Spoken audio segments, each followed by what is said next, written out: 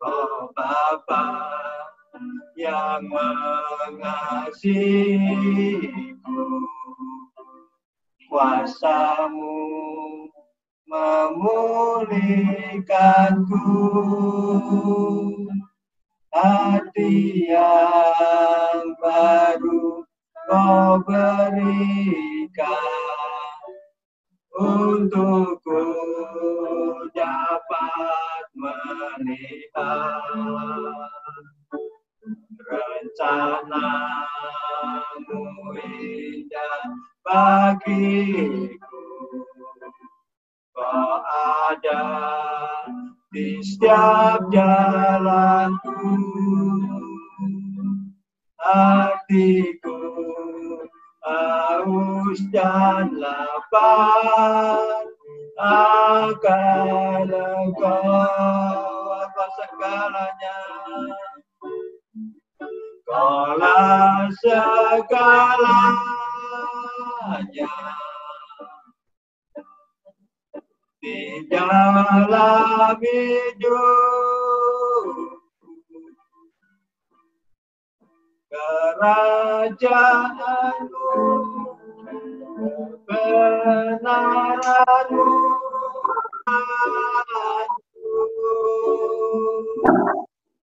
Kaulah yang ku pandang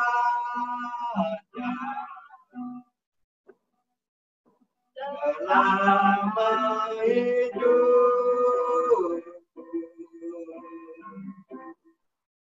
mengasihi-Mu, memuliakan-Mu, Bapa dan Raja aku.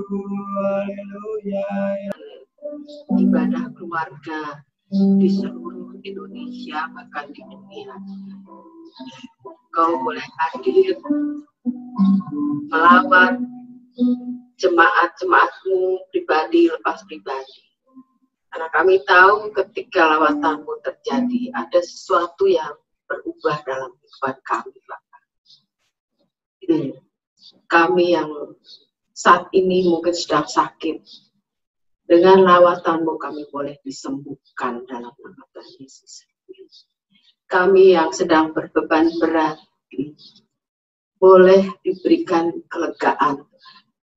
Kami yang sedang menghadapi berbagai macam persoalan, Engkau hadir bisa memberikan jalan keluar buat setiap kami. Terima kasih ya Bapak. Biarlah Engkau ambil alih ibadah keluarga yang kami lakukan pada awal bulan dan nanti disertai juga dengan perjamuan kudus. Engkau ambil alih dari awal, pertengahan hingga akhir. Kami mau serahkan seluruh hidup kami dalam tangan-Mu Bapak. Tubuh, jiwa, dan roh kami adalah milik-Mu. Kami tidak pernah tahu apa yang akan terjadi, tetapi kami percaya di saat situasi seperti ini, di mana pandemi COVID-19 masih membunuh, kami tidak perlu cemas karena Engkau memberikan perlindungan yang sempurna buat setiap jemaat-Mu dimanapun mereka berada. Perlindungan Mazmur 91 adalah jaminan buat kami untuk bisa selamat, untuk tetap survive menghadapi pandemi COVID-19, Bapak. Terima kasih, Bapak. Biarlah ibadah ini boleh menyukakan hati-Mu, dan ketika kami memuji dan menyembah Engkau, Engkau hadir dan bertahta atas puji-pujian kami. Kami rindu Tuhan, setiap jemaat-Mu yang bergabung dalam MTM, Miracle Service MTM, dimanapun saat ini mereka berada, Engkau lawat pribadi lepas pribadi. Juga taruh di dalam hati mereka roh puji-pujian, sehingga sekalipun di rumah mereka tetap bisa menjadi pelaku untuk menyembah Engkau, tidak hanya menonton ibadah keluarga, tetapi mereka benar-benar melakukannya di dalam kehidupan mereka. Mereka sungguh-sungguh ikut memuji dan menyembah Engkau, dan mereka boleh diberkati Tuhan. Kami naikkan doa pembukaan awal ini di dalam nama Bapa, Putra, dan Roh Kudus, di dalam nama Tuhan Yesus. Mari semua yang percaya sama-sama katakan. Amin. Salam, salam, salam Pak Agus, angkat tangannya, salam. Salam Pak Alvis, salam Nuraini, salam Pak Agus, Pak Alvis, Nuraini. Kita akan lanjutkan ibadah ini, kita akan menyanyikan pujian Kau Bapa yang mengasihiku. Sambil kita akan mempersiapkan untuk Mazmur 91. Ayo,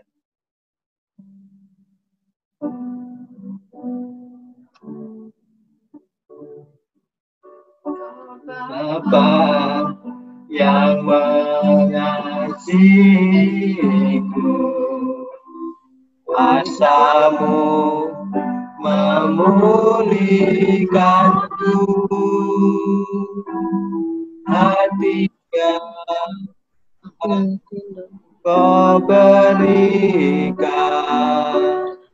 untukku dapat melihat rencana-Mu indah bagiku. Kau ada di setiap jalanku, hatiku haus dan lapar akan Engkau. Kaulah segalanya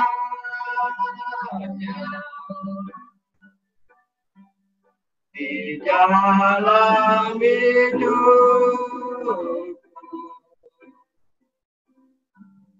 kerajaan-Mu, kebenaran-Mu, itu bagianku.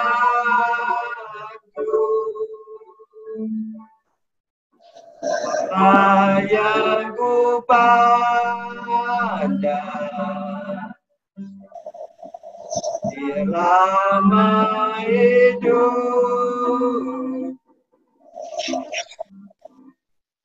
mengasihi-Mu, memuliakan-Mu, Bapa dan Raja.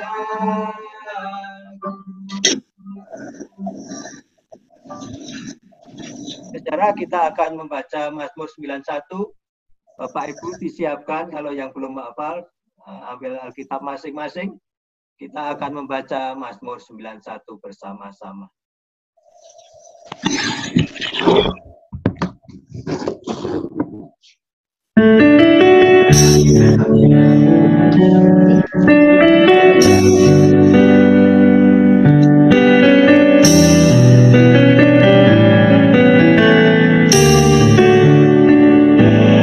Mazmur 91 ayat 1 sampai 16 dalam lindungan Allah.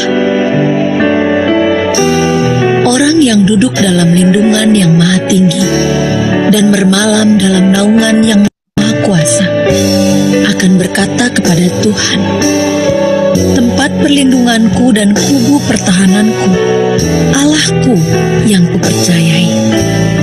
Sungguh, Dialah yang akan melepaskan engkau dari jerat penangkap burung, dari penyakit sampar yang busuk. Dengan kepaknya, Ia akan menudungi engkau. Di bawah sayapnya, engkau akan berlindung. Kesetiaannya ialah perisai dan pagar tembok. Engkau tak usah takut terhadap kedahsyatan malam, terhadap panah yang terbang di waktu siang, terhadap penyakit tampar yang berjalan di dalam gelap, terhadap penyakit menular yang mengamuk di waktu petang. Walau 1000 orang rebah di sisimu dan 10.000 di sebelah kananmu, tetapi itu tidak akan menimpamu. Engkau hanya menontonnya dengan matamu sendiri dan melihat pembalasan terhadap orang-orang fasik.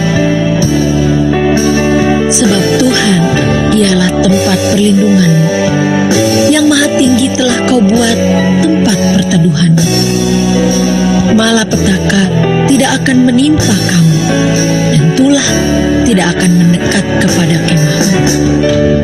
Sebab malaikat-malaikatnya akan diperintahkannya kepadamu untuk menjaga engkau di segala jalanmu. Mereka akan menatang engkau di atas tangannya, supaya kakimu jangan terantuk kepada batu. Singa dan ular tedung akan kau langkahi. Engkau akan menginjak anak singa dan ular naga. Sungguh, hatinya melekat kepadaku, maka aku akan meluputkannya. Aku akan membentenginya, sebab ia mengenal namaku. Bila ia berseru kepadaku, aku akan menjawab. Aku akan menyertai dia dalam kesesakan. Aku akan meluputkannya dan memuliakannya. Dengan panjang umur akan kukenyangkan dia, dan akan kuperlihatkan kepadanya keselamatan daripadaku.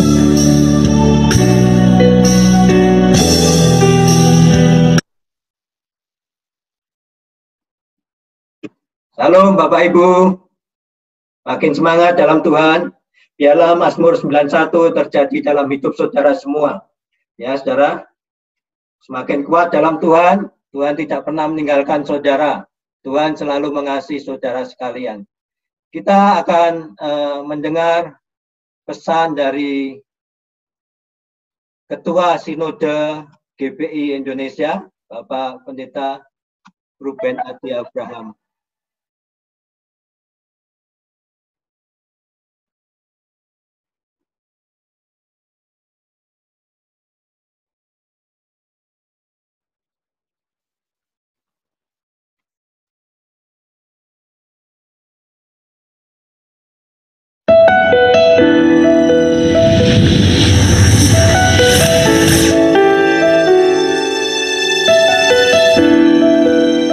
Shalom saudara sekalian, bulan Juni merupakan bulan keluarga bagi Gereja Betel Indonesia.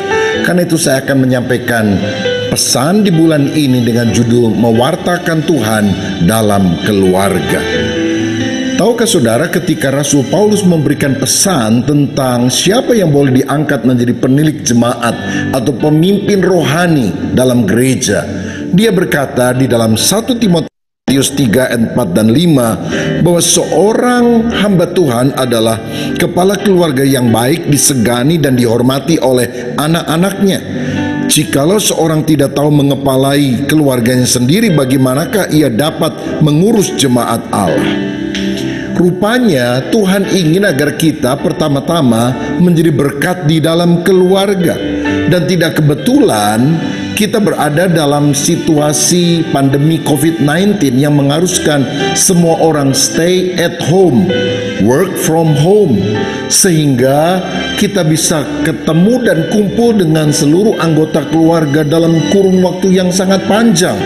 Karena biasanya masing-masing sibuk dengan kegiatan di luar rumah, sekarang kita harus ada bersama-sama sebagai keluarga dalam rumah. Tetapi kita melihat justru Tuhan ingin agar kita membangun keakraban dan kasih di dalam keluarga. Karena keteladanan di tengah keluarga merupakan hal yang sangat penting. Bagaimana kita bisa melayani dan jadi berkat bagi orang lain di luar jika kita tidak pertama-tama menerapkannya di dalam keluarga kita masing-masing. Charity begins at home. Kebajikan itu berasal dari rumah tangga. Nah, saya percaya bahwa tugas utama seorang hamba Tuhan bukan membangun pelayanan, bukan membangun gereja, bukan membangun karirnya, tetapi membangun keluarga Kristen teladan. Karena ketika dia membangun keluarga Kristen teladan, dia menjadi saksi bukan hanya dengan perkataan, tapi terutama di dalam kehidupannya. Dan menjadi berkat di dalam keluarga memang gak bisa cuma sekedar ngomong, harus nampak di dalam perbuatan yang nyata. Nah, jika saudara pada bulan-bulan ini berada banyak di dalam keluarga, apa yang kita harus lakukan supaya keluarga kita lebih harmonis? Gary Chapman, seorang penulis, memberikan kepada kita 5 kunci supaya kita mengalami kebahagiaan di tengah keluarga. Dia sebut sebagai 5 bahasa kasih.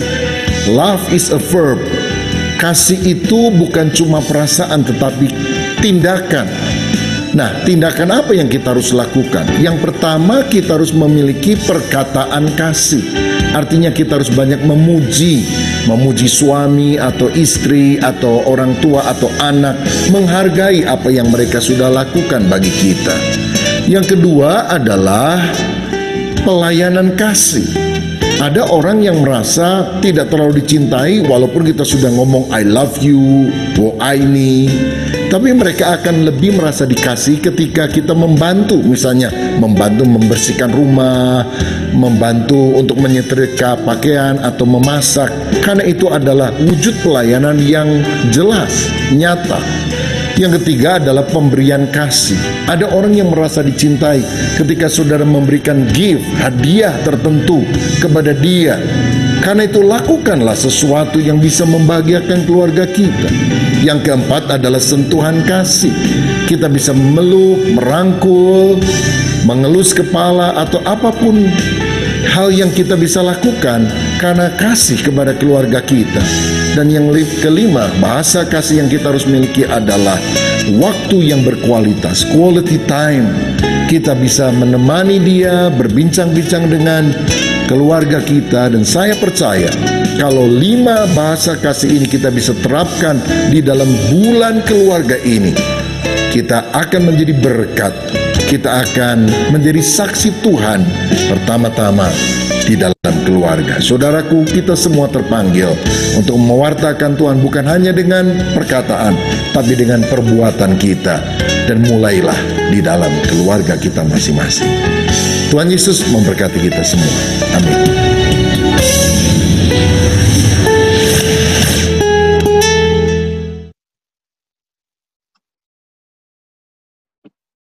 Salam saudara, sebelum kita melanjutkan firman Tuhan, saran apa tadi 5 bahasa kasih, saudara ingat? Yang pertama, kasih itu harus diperkatakan. Yang kedua, melakukan pelayanan di dalam kasih. Yang ketiga, apa saudara? Memberi. Yang keempat, dengan melakukan tindakan kasih, apakah itu meraba, merangkul, dan sebagainya.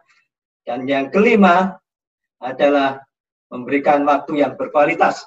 Saudara, hari-hari ini kita sudah memberikan waktu yang berkualitas bagi keluarga. Sebelum kita melanjutkan untuk firman Tuhan, mari saudara, masing-masing saudara, saya undang masing-masing untuk menyampaikan bahasa kasih. Perkatakan dengan orang sebelah saudara, perkatakan dengan orang yang ada di samping saudara, aku mengasihimu. Bisa enggak, saudara? Aku mengasihimu. Cium, saudara. Terima kasih untuk pelayanannya, untuk masa, untuk mengurus rumah tangga. Terima kasih, Rio, luar biasa. Buat dicintai Tuhan. Saya, tidak khawatir, lagi Tuhan akan mengangkat engkau. Engkau akan pergi ke luar negeri, ya, untuk melakukan praktek. Oh, Tuhan mengasihi engkau, ya, Tuhan mengasihi engkau. Ayo, saudara, praktekkan semuanya. Pak Alvis, belum praktek ini. Bu Vivi sudah praktek belum sama Hansen sama Jenis? Ini Bu Teni, wah nggak kelihatan Bu Teni ini, kelihatannya masih rangkul-rangkulan sama Bu Dewi. Ya, saudara, terima kasih saudara. Saudara, hari ini saya akan menyampaikan mengenai harmonisasi antara pelayanan dan keluarga. Ya, saudara.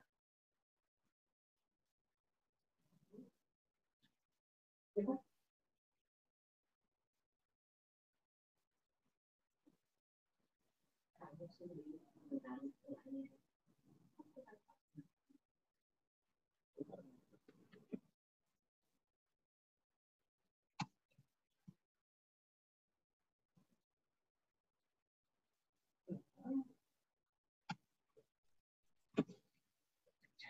saudara. Bulan Juni adalah bulan keluarga seperti yang tadi disampaikan oleh Pendeta Ruben Adi Abraham. Kita seluruh GPI merayakan bulan keluarga pada bulan Juni ini. Ya, kita akan melalui yang pertama untuk hari ini saya akan menyampaikan mengenai harmonisasi pelayanan dan keluarga. Saudara persiapkan Alkitabnya. Kita akan membuka dari Kisah Para Rasul pasal 10 ayat 1 sampai 9. Kisah Para Rasul ayat 1 sampai 9. Nanti kita akan bergantian membaca kitab suci ini. Kisah Para Rasul 10 ayat 1 sampai 9. Ini menceritakan mengenai Petrus dan Cornelius, saudara. Cornelius ini perwira Romawi dari Italia, saudara. Ini diperkirakan Cornelius ini adalah orang yang ada pada saat proses penyaliban Tuhan Yesus. Dia adalah suami dari Yohana yang pada saat itu tidak setuju dengan penyaliban Tuhan Yesus. Dia sudah berusaha mengingatkan kepada istrinya Pontius Pilatus, bahkan kemudian istrinya Pontius Pilatus mengingatkan suaminya. Saudara. Jadi istrinya Pontius Pilatus dan istrinya Cornelius ini sahabatan, saudara, yang bertugas pada saat di Kaisarea di Filipi, dan mereka juga tidak setuju dengan penyaliban Yesus. Tapi itulah yang sudah terjadi karena itu rencana Tuhan. Hari ini kita akan belajar banyak dari sikap Cornelius, bagaimana dia tetap bisa bekerja, tapi juga bisa melayani dalam keluarga. Mari sebelum kita mulai firman Tuhan, saudara, sebelum mulai firman Tuhan, kita akan bangkit berdiri, kita akan berdoa.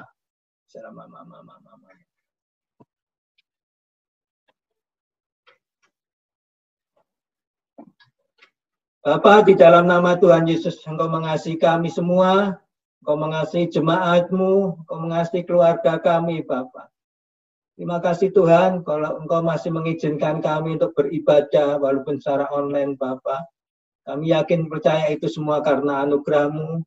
Terima kasih atas segala berkat-berkat yang Kau berikan. Terima kasih atas segala perlindungan-Mu, kecukupan yang Kau beri, dan bahkan hari ini kita belajar mengenai bahasa kasih, Bapa. Biarlah itu menjadi cara kita semua, Bapa, untuk menunjukkan kasih dalam rumah tangga. Dan hari ini kami juga akan belajar mengenai pelayanan dan keluarga.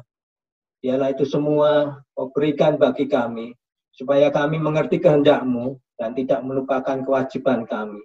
Dari Yerusalem, yaitu keluarga, kemudian ke Samaria, orang-orang lain, dan ke Yudea sampai ke ujung bumi. Mari saudara, urapi kami semua, supaya kami bisa mengerti segala firman Tuhan yang akan disampaikan hari ini. Haleluya. Amin. Saudara, kita akan buka di Kisah Rasul 10 ayat 1 sampai 9. Perikopnya berbunyi Petrus dan Cornelius. Ayat 1. Di Kaisarea ada seorang yang bernama Cornelius, seorang perwira pasukan yang disebut pasukan Italia. Ia saleh. Ia serta seisi rumahnya takut akan Allah, dan ia memberi banyak sedekah kepada umat Yahudi dan senantiasa berdoa kepada Allah. Dalam suatu penglihatan, kira-kira jam 3 petang, jelas nampak kepadanya seorang malaikat Allah masuk ke rumahnya dan berkata, "Cornelius." Ia menatap malaikat itu, dan dengan takut ia berkata, "Ada apa, Tuhan?" Jawab malaikat itu, "Semua doamu dan sedekahmu telah naik ke hadirat Allah, dan Allah mengingat engkau. Dan sekarang suruhlah beberapa orang ke Yope untuk menjemput seorang bernama Simon dan yang disebut Petrus. Ia menumpang di rumah seorang penyamak kulit yang bernama Simon juga, yang tinggal di tepi laut. Sesudah malaikat yang berbicara kepadanya itu meninggalkan dia, dipanggilnya 2 orang hambanya serta seorang prajurit yang saleh dari orang-orang yang selalu bersama-sama dengan dia. Dan sesudah ia menjelaskan segala sesuatu pada mereka, ia menyuruh mereka ke Yope. Keesokan harinya, ketika ketiga orang itu berada dalam perjalanan dan sudah dekat kota Yope, kira-kira pukul 12:30 malam, naiklah Petrus ke atas rumah untuk berdoa.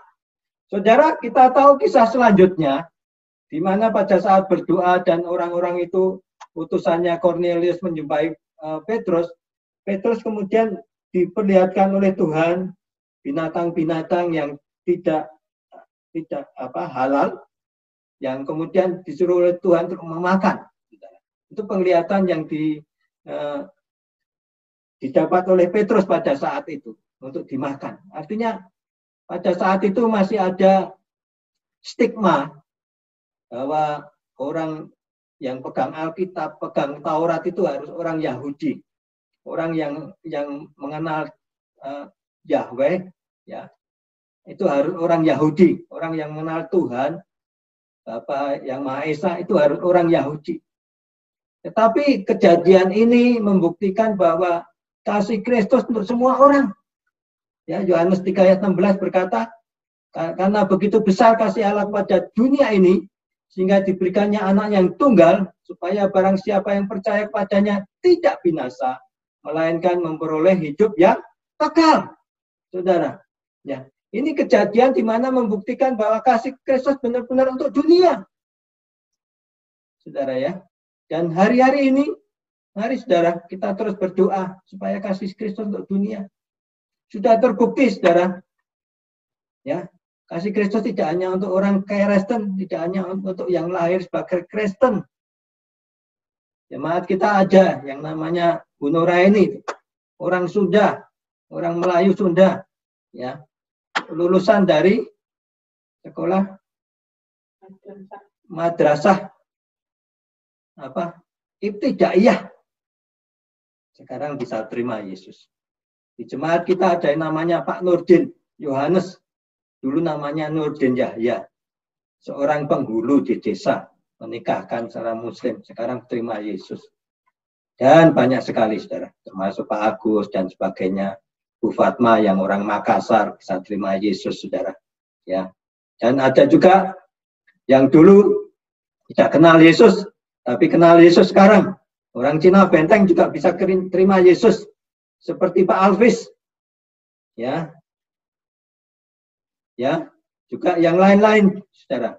Juga Bu Vivi, wah, Bu Vivi ini sudah kenal Yesus ya, mungkin mulai SMA ya.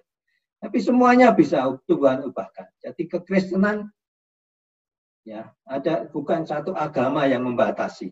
Dan hari-hari ini tiap keluarga berdoa di keluarga masing-masing supaya keluarga yang lain juga diberkati oleh Tuhan. Mari saudara, kita hari ini akan banyak belajar dari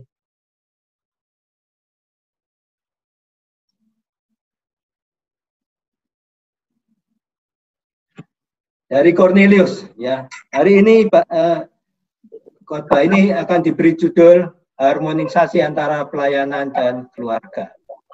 Ya, saudara.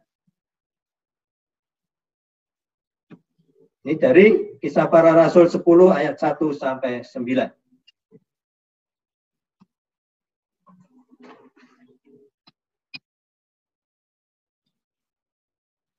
Maaf saudara, ada sedikit gangguan.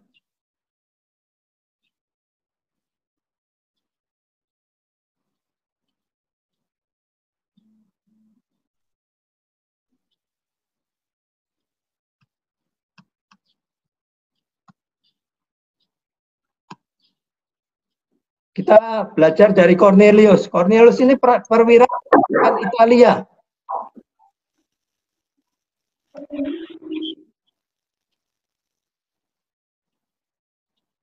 Ya, kita sudah memasuki firman Tuhan. Kita baca Kisah Para Rasul 10 ayat 1 sampai 9. Cornelius ini seorang perwira pasukan Italia yang tinggal di Caesarea. Saya tadi sudah menyampaikan bahwa Cornelius termasuk orang yang ada di sekitar Pontius Pilatus pada masa-masa penyaliban Tuhan Yesus. Dan istrinya juga seorang percaya yang mengiringi Tuhan Yesus bersama istrinya Pontius Pilatus. Ia Saleh, disebutkan Ia Saleh, seorang perwira pasukan Italia. Ia Saleh, ia serta seisi rumahnya takut akan Tuhan. Saudara, yang pertama belajar dia Saleh, takut akan Tuhan. Menjadi contoh, menjadi teladan dalam menerapkan keseimbangan antara pekerjaan dan pelayanan, juga pelayanan dalam rumah tangga. Sehingga keluarganya semua percaya. Ya.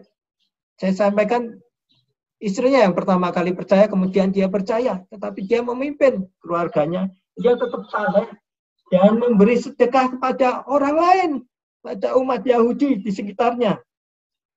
Saudara bayangkan seorang Romawi, seorang Italia, seorang pejabat ya Italia, seorang pejabat dari penjajah, tapi tetap dia mau menabur menjadi berkat bagi orang lain, ya saudara ya. Dan dia juga berdoa kepada Allah. Kalau kita baca ayat selanjutnya, tiap-tiap jam 3 petang dia berdoa. Kalau Petrus tadi berdoanya tengah siang, kira-kira pukul 12.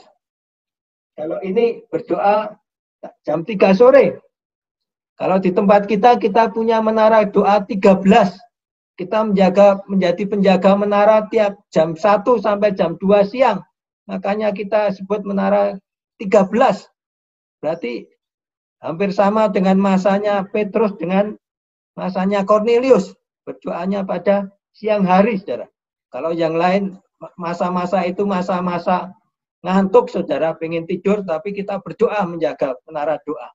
Seperti sekarang ini. Dan biarlah itu menjadi kebiasaan kita masing-masing untuk menjaga menara doa. Nah, apa yang kita bisa pelajari dari kehidupan Cornelius? Apa, saudara, yang bisa kita pelajari? Yang pertama, melayani sesuai dengan karunia-Nya. Ya. Dua dikatakan, ia saleh seisi rumahnya, takut pada Tuhan dan memberi banyak sedekah kepada orang lain dan senantiasa berdoa. Berdoa syafaat bagi orang lain, berdoa syafaat bagi pemulihan jiwa-jiwa, tapi dia juga menabur. Ya saudara, barangkali itu yang bisa dilakukan sebagai seorang perwira. Dia bisa menabur, dia bisa terus berdoa.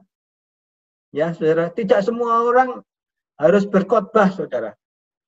Ya, tidak semua orang harus bernyanyi. Saya tahu suara saya ini paling merdu sedunia, makanya Tuhan kirimkan orang-orang lain untuk membantu saya bernyanyi. Termasuk Tuhan kirimkan istri saya, yang kirimkan Bu Vivi, Tuhan kirimkan Pak Poltak, Tuhan kirimkan Bu Tuti, dan sebagainya. Saya juga nggak bisa bermain musik, sehingga Tuhan kirimkan pemain-pemain musik seperti William, seperti Pak Samuel, siapa lagi, Pak Yasona, ada Kelion, ada Ansen, juga Pak Agus. Ya, masing-masing melayani dengan karunia-Nya masing-masing. Dan pada Cornelius juga dia berdoa syafaat dan menabur. Ada mungkin yang memang diberi karunia untuk berdoa, seperti Bu Teni misalnya. Ya, berdoa. Ada yang bisa untuk mengajar. Ya. Ada yang bisa untuk menginjil. Seperti Pak Agus, Pak Nurdin, dan sebagainya, Pak Alvis. Ya, Pak Alvis baru saja keliling Sumatera. Berapa provinsi Pak Alvis? 7 provinsi ya. Luar biasa, masing-masing diberi karunia. Hari-hari ini mari kita melayani sesuai panggilan kita, sesuai karunia yang Tuhan berikan. Ya. Saudara, salah satu alasan mengapa pelayanan bisa menjadi lebih tajam dan efektif adalah dilakukan karena sesuai dengan karunia yang diberikan oleh Tuhan. Jadi masing-masing kita nggak usah, saya pengen jadi pengkhotbah di atas dan sebagainya. atau jadi penyanyi. Saya mencoba beberapa kali jadi penyanyi, saudara. Tapi suara saya tetap saja tidak bisa merdu, tidak bisa dinikmati oleh orang lain. Ya, saya bisanya berdoa, ya, mengajar seperti ini, saudara. Yaitu karunia yang Tuhan berikan. Mari kita lakukan sesuai panggilan kita masing-masing, sesuai dengan karunia yang Tuhan berikan. Cornelius, ini seisi rumahnya adalah keluarga yang takut akan Tuhan. Mari pastikan keluarga kita semua menjadi takut akan Tuhan. Ia banyak memberi sedekah, diberikan karunia kemurahan hati yang dititipkan oleh Tuhan. Memang tidak semuanya bisa, tapi mari kita belajar untuk menjadi berkat. Tidak usah menunggu saudara kaya. Saudara bisa menjadi berkat dengan cara yang Tuhan berikan. Ya, kita semua bisa memberi berkat. Seberapapun. Ya tentu saja berbeda-beda, nggak apa-apa. Atau kita bisa menjadi cara supaya kita bisa menjadi saluran berkat. Saya bersyukur seperti kemarin, ya. Pak Agus, Bu Vivi, Bu Tuti, dan sebagainya menjadi saluran berkat, membantu untuk menyalurkan berkat bagi orang lain. Kita bisa. Dan terus kita juga mendukung jemaat-jemaat Tuhan yang kekurangan, saudara. Ya, puji Tuhan. Dan saudara yakin ya, Tuhan itu bisa memberikan yang terbaik melalui banyak orang. Jadi saudara jangan mengandalkan satu orang saja. Dan hari ini kita belajar umat Yahudi aja dihidupi oleh Cornelius. Orang yang pada saat itu dianggap tidak halal. Tapi karena Kristus, karena dia menerima Yesus, dia menjadi penabur, diberi kemurahan oleh Tuhan. Mari saudara, kita lakukan yang terbaik. Masing-masing kita mempunyai karunia yang berbeda-beda. Ya saudara ya, lakukan dengan terbaik sesuai apa yang Tuhan berikan. Pertanyaannya adalah, karunia rohani yang diberikan oleh Tuhan itu apa? Ya. Bagaimana Anda mengembangkannya untuk menggunakan karunia itu menjadi pelayanan yang memuliakan Tuhan? Jadi saudara, pertama, karunia itu masing-masing spesifik untuk masing-masing orang. Gak usah bingung, kalau kita tidak punya karunia itu, Tuhan akan melengkapi. Seperti pengalaman saya, Tuhan kirimkan orang-orang yang mau menginjil, yang mau mengajar, yang mau menjadi gembala, yang akan memimpin pujian, penyembahan. Tuhan kirimkan masing-masing dengan caranya. Jadi tidak usah takut, ya saudara ya. Tidak usah takut, Tuhan akan kirimkan orang-orang yang membantu kita untuk melayani. Yang penting adalah kita melayani sesuai karunia yang Tuhan berikan dan terus kita kembangkan. Ya, saudara. Tapi yakin, saudara harus berani melangkah dulu melayani dengan apa yang ada. Yang kedua, ini menarik sekali saudara kalau kita belajar dari Cornelius ini. Kita baca di ayat 23 dan 24 ya. Di Kisah Rasul 10 ayat 23 dan 24. Ya. Ayat 23, ia mempersilahkan mereka untuk bermalam di situ. Keesokan harinya ia bangun dan berangkat bersama-sama dengan mereka. Ini adalah Petrus dengan rombongannya ya. Beberapa saudara dari Yope menyertai dia. Berarti orang-orang dari Yope, sahabat-sahabatnya menyertai Petrus. Dan pada hari berikutnya, sampailah mereka di Kaisaria. Cornelius sedang menantikan mereka dan ia telah memanggil sanak saudaranya dan sahabat-sahabatnya untuk berkumpul.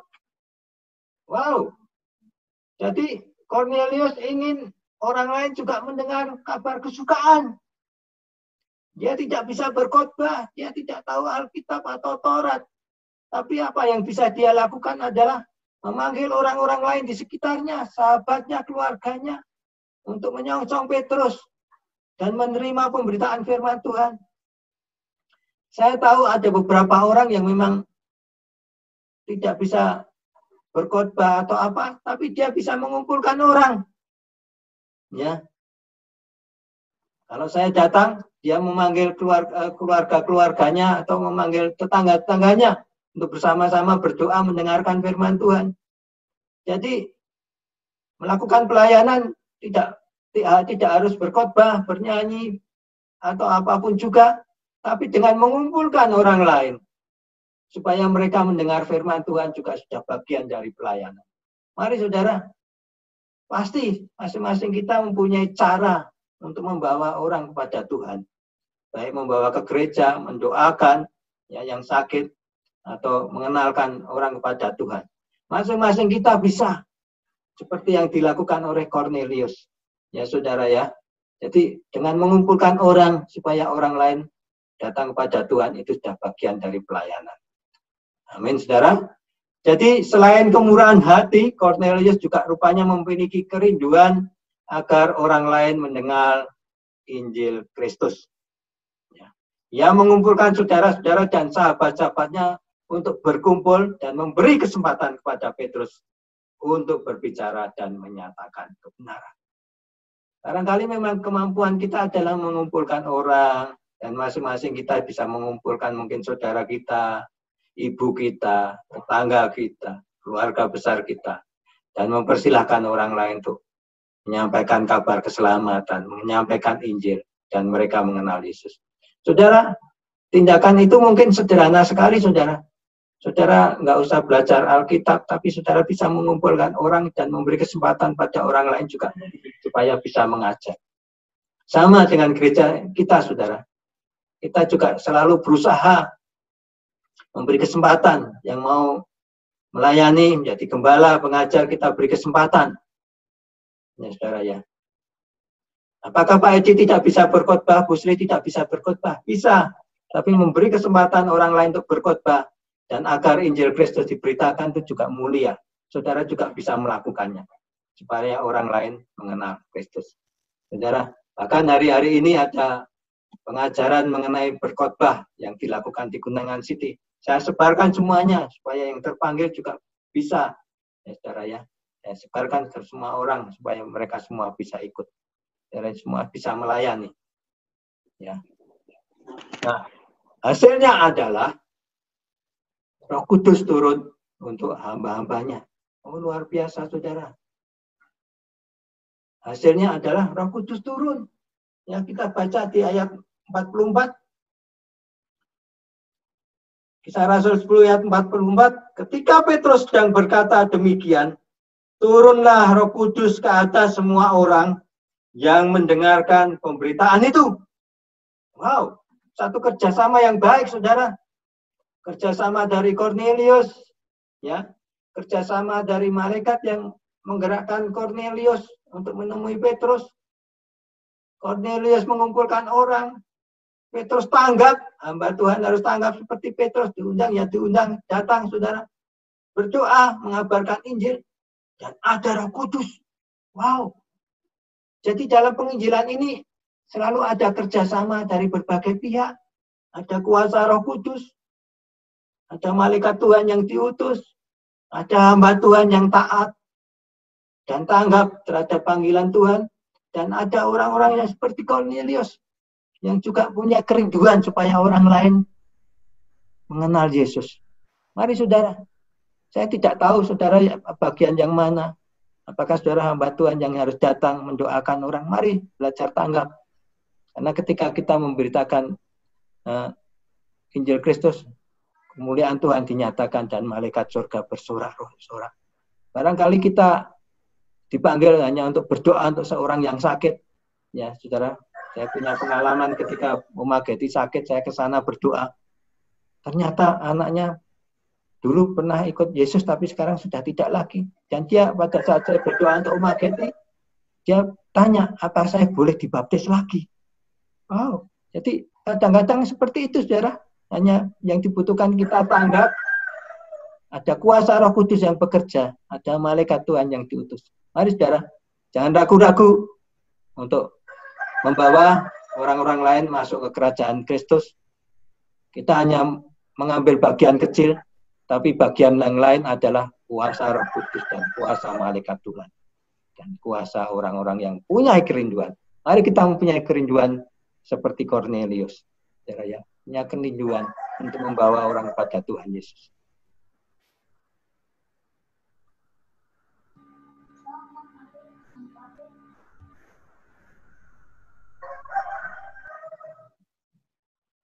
Ya, jika kita tidak bisa menjelaskan Injil, kita bisa mengumpulkan orang-orang dan memberi kesempatan kepada orang lain untuk memberitakan.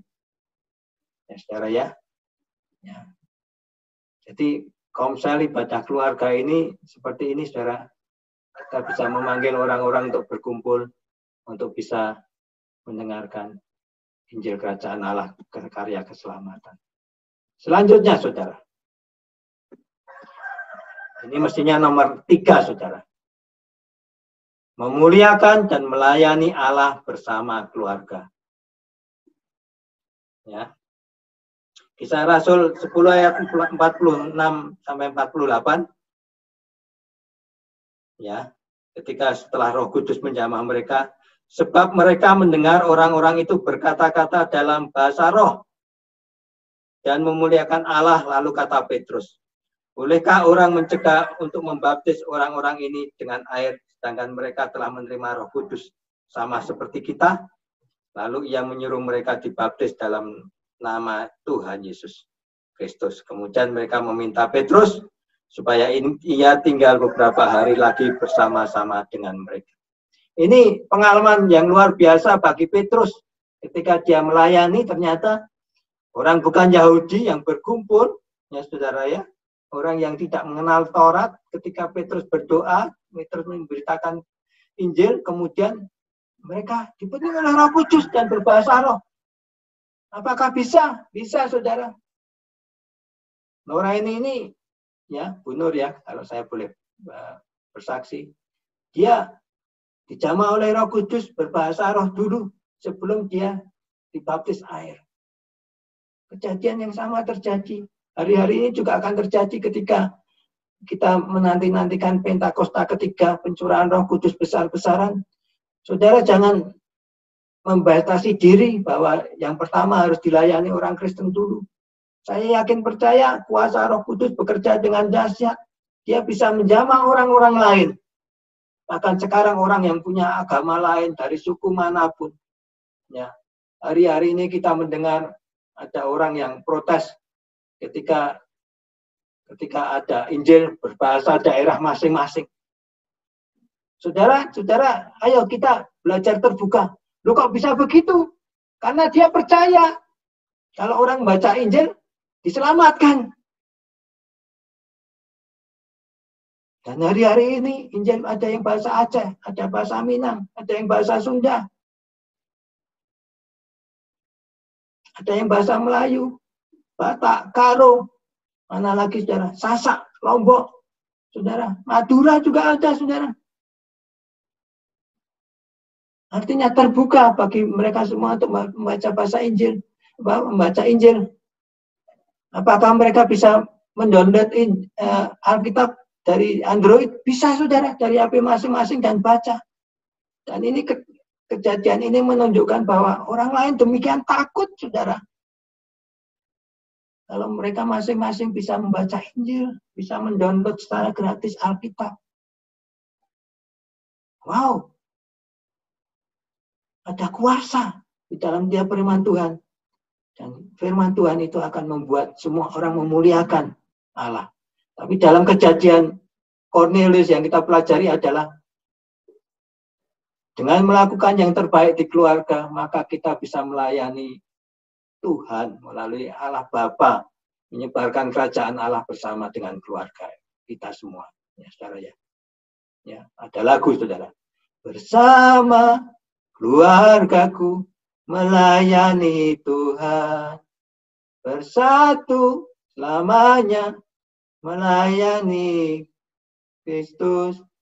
Ada yang tersembunyi bagi kuasanya, bersama keluargaku melayani bersama-sama saudara. Wah, saya ini lupa lagunya saudara ya. Saudara mungkin lebih hafal. Tapi mari saudara, kita bisa tetap fokus melayani keluarga, melakukan pekerjaan kita, tetapi juga melayani Tuhan, memuliakan Tuhan dengan yang pertama apa tadi? Dengan karunia yang Tuhan berikan. Yang kedua, ada kerinduan supaya Injil ini bisa diberitakan. Yang ketiga, semuanya kita kembalikan untuk kemuliaan Allah Bapa. Ya, saudara ya.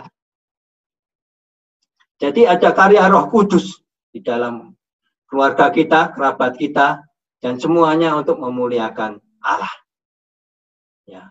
Mereka, sahabat-sahabat Cornelius, memberi diri dibaptis dan menyerahkan hidup untuk kemuliaan Tuhan. Ya, saya bersyukur ada Pak Alvis, ada Pak Nurdin. Dulu sering sekali saya dipanggil, ternyata apa saudara? Ini terima Tuhan, ayo dibaptis Pak Edi. Ya, kita dibaptis di Laut Tanjung Kait, ada yang dibaptis di tengah sawah, di Kubangan, saudara. Ya, enggak apa-apa. Karena dia terima Tuhan Yesus. Ya, apa-apa, saudara. Kemudian kita terus gembalakan. Ada hasilnya, saudara. Pasti ada. Enggak apa-apa. Terus, cara Tuhan memanggil masing-masing orang berbeda-beda. Ya, ayo kita kembangkan talenta kita. Sesuai dengan apa yang Tuhan berikan, karunia yang Tuhan berikan. Ayo, punya kerinduan untuk berdoa bagi jiwa-jiwa, maka Tuhan akan memberikan cara. Mungkin saudara hanya melakukan bagian kecil, mengundang orang-orang supaya ketemu dengan hamba Tuhan, menerima Injil. Ya enggak apa-apa saudara, semuanya bisa Tuhan pakai untuk maksud kemuliaannya, supaya semua jiwa diselamatkan. Saudara, mari, hari-hari ini kita mulai melayani bersama. Jadi pelayanan jangan menjadi candu yang baru bagi kita. Pelayanan adalah bagian kita untuk melakukan sebagian kecil untuk keselamatan banyak orang dan memuliakan Tuhan. Ya, saudara ya. Jadi kita tetap bisa melayani keluarga, tetap bisa menyampaikan bahasa kasih kita kepada keluarga, tetap bisa melayani. Dan saya bersyukur dalam situasi sekarang ini, malah keluarga kita semua bisa tetap melayani dengan sempurna, tetap ada ibadah, walaupun dari rumah masing-masing dan tetap melayani semua orang.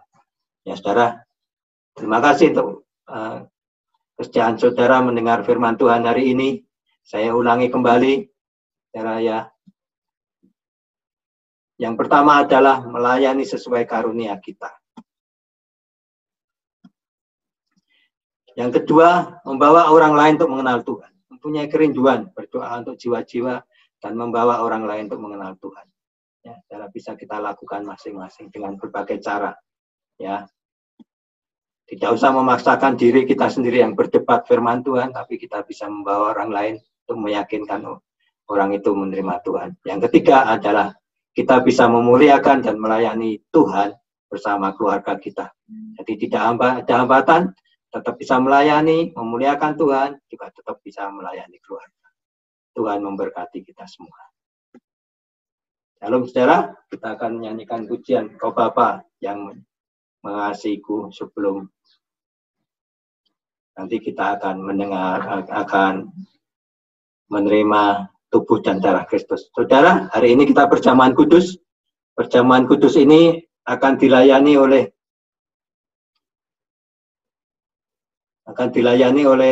Wakil Ketua BPH, saudara, Pendeta Mesak, ya.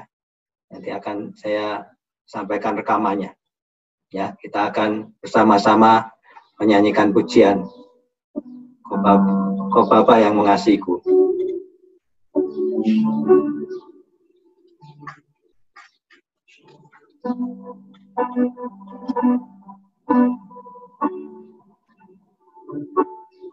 Kau Bapa yang mengasihiku,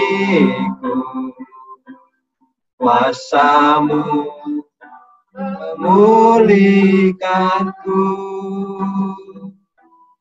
hati yang baru Kau berikan, untukku dapat melihat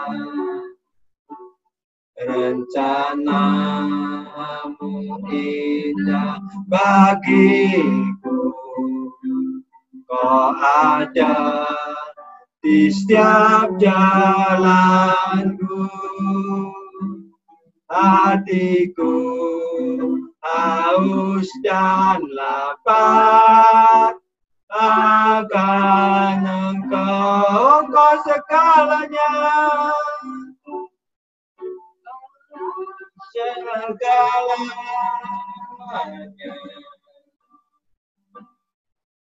Di dalam hidupku,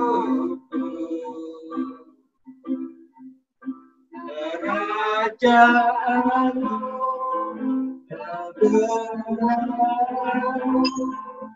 hidup bahagia.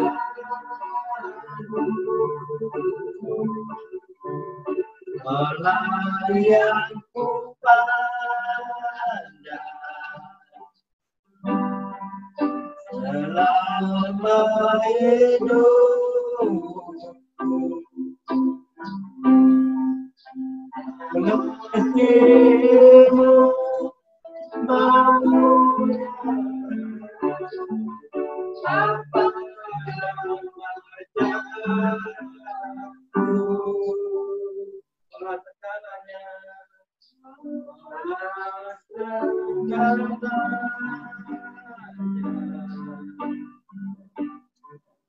di dalam hidupku,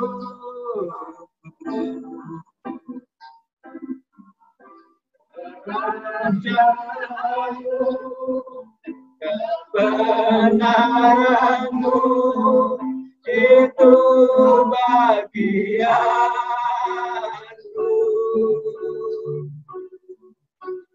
Melayangku pandang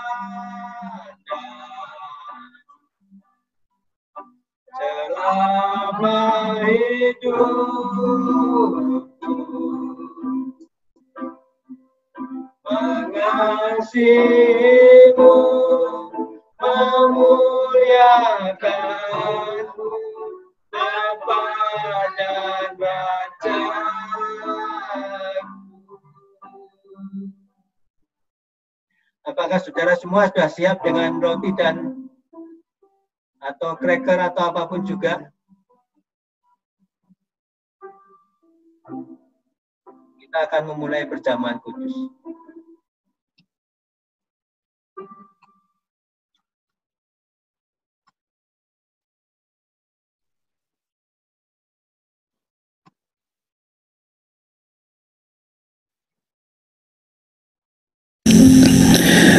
Hari ini kita akan masuk dalam perjamuan kudus. Karena itu saudara-saudara, persiapkan anggur dan roti di rumah, atau bisa diganti dengan minuman dan crackers. Kita persiapkan hati kita untuk menerima perjamuan kudus ini, saudara. Saya akan membacakan 1 Korintus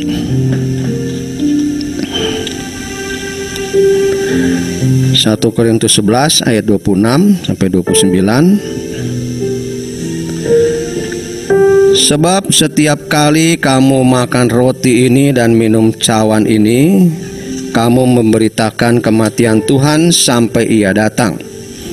Jadi barang siapa dengan cara yang tidak layak makan roti atau minum cawan Tuhan, ia berdosa terhadap tubuh dan darah Tuhan. Karena itu hendaklah tiap-tiap orang menguji dirinya sendiri, dan baru sesudah itu ia makan roti dan minum dari cawan itu. Karena barang siapa makan dan minum tanpa mengakui tubuh Tuhan, ia mendatangkan hukuman atas dirinya. Haleluya. Mari kita berdoa, siapkan hati kita untuk menerima tubuh dan darah Tuhan.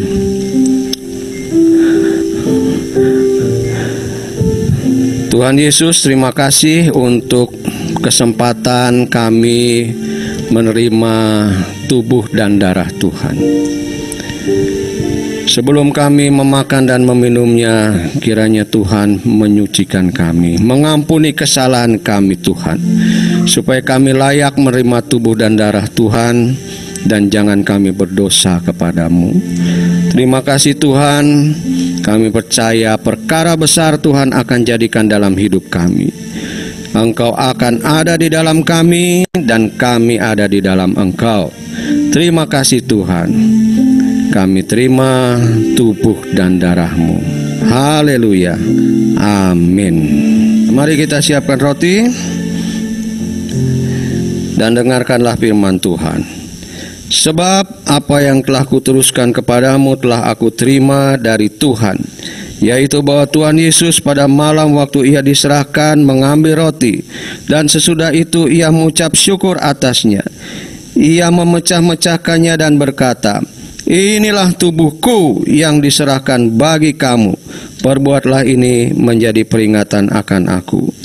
Bapak Ibu yang dikasihi Tuhan, bukankah roti yang kita pecah-pecahkan adalah persekutuan dengan tubuh Kristus? Mari kita terima dengan beriman. Haleluya.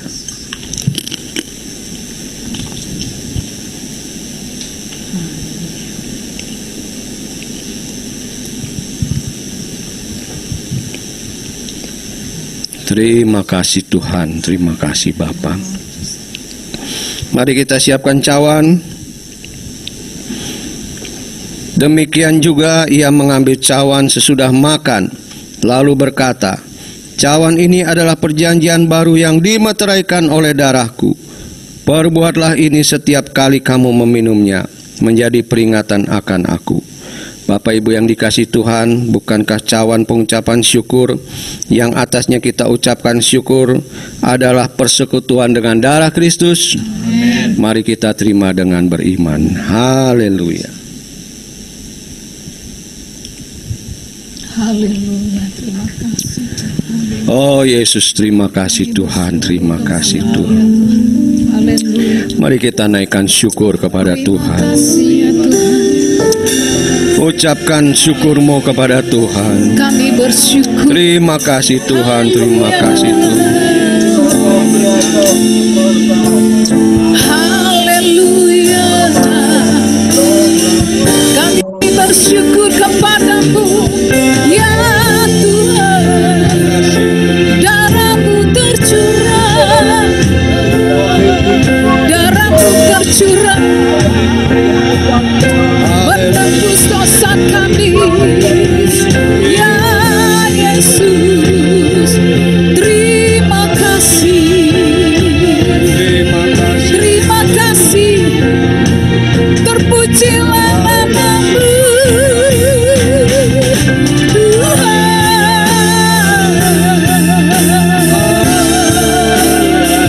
darahmu menebus dosa kami, darahmu menyucikan kami, darahmu menyembuhkan kami. Terpujilah namamu. Kami bersyukur, karyamu besar dalam hidup kami. Terpujilah namamu. Karena salibmu ku hidup, karena salibmu ku ada. Engkau yang berkuasa, sanggup untuk melakukan mujizat-Mu di hidupku. Karena salibmu Tuhan, salibmu ku hidup, karena salibmu ku menang. Haleluya.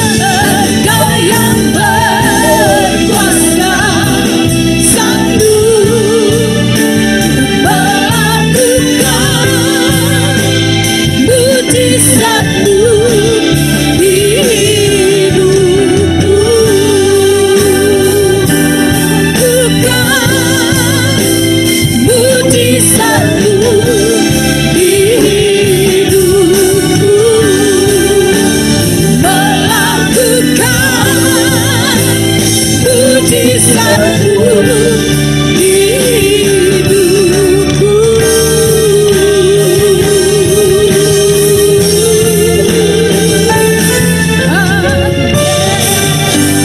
Haleluya. Haleluya. Pujilah nama-Mu ya Tuhan. Haleluya. Berselama-lamanya. Terima kasih Tuhan. Engkau ada di dalam kami dan kami ada di dalam Engkau. Engkau akan melakukan perkara besar dalam hidup kami. Kami yang sakit Tuhan akan sembuhkan. Berbeban berat, Tuhan beri keringanan. Ada banyak masalah dalam kehidupan kami, Tuhan beri jalan keluar. Karena Engkau Allah yang hidup, Allah yang Maha Kuasa, Allah yang mengasihi kami. Terima kasih Bapa, di dalam nama Yesus kami berdoa dan mengucap syukur. Haleluya. Amin. Tuhan Yesus memberkati. Saudara, kita akan menutup ibadah ini. Kita akan menyanyikan pujian Ada Panggilan Allah.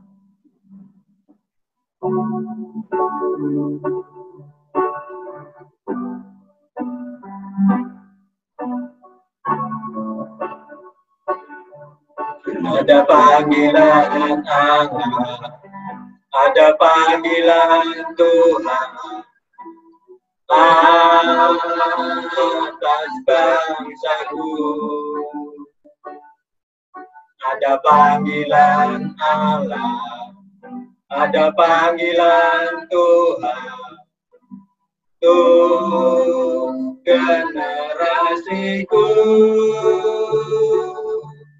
Sebelum Yesus datang, ada panggilanmu atas hidupku. Ini aku Tuhan, utuslah aku sampai generasiku diselamatkan. Ini aku Tuhan, utuslah aku sampai generasiku diselamatkan. Sampai generasiku diselamatkan.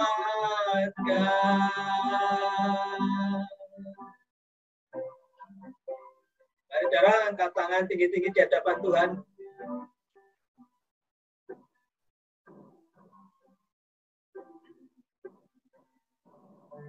Dialah Allah Bapa yang berlimpah-limpah. Berkat yang berlimpah-limpah dari Allah Bapa memenuhi hidupmu.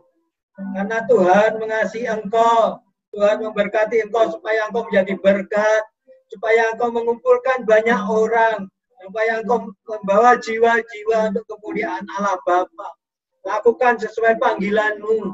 Lakukan sesuai dengan karuniamu. Lakukan sesuai dengan apa yang kau bisa lakukan. Dan engkau tetap bisa melayani keluarga dan melayani Tuhan dengan tetap setia, dengan damai, dengan memuliakan Tuhan. Biarlah berkat Allah Bapa berlimpah-limpah terus turun atas engkau. Kasih karunia dari Tuhan Yesus menjadi milikmu dari sekarang hingga selama-lamanya, hingga sepanjang segala abad. Dan kasih karunia, pengampunan, keselamatan yang dari Tuhan Yesus menjadi milik bagianmu. Dan biarlah kita semua menanti-nantikan kedatangan Kristus yang kedua, yang akan menyelamatkan engkau, yang akan memberi engkau damai sejahtera. Sehingga pada saat Yesus datang kedua kali, kita semua dikenanya, tetap mempunyai iman yang teguh, dan kita semua bersekutu dengan Tuhan Yesus. Dalam nama Tuhan Yesus, yang percaya katakan, amin. Tuhan berkati. Saudara, sekarang akan saya beri kesempatan untuk masing-masing untuk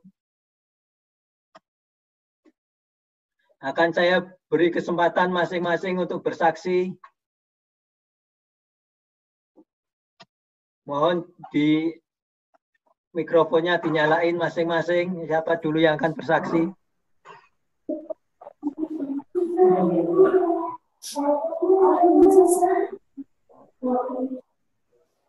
Silakan, Alvis duluan, mestinya ini yang paling lama.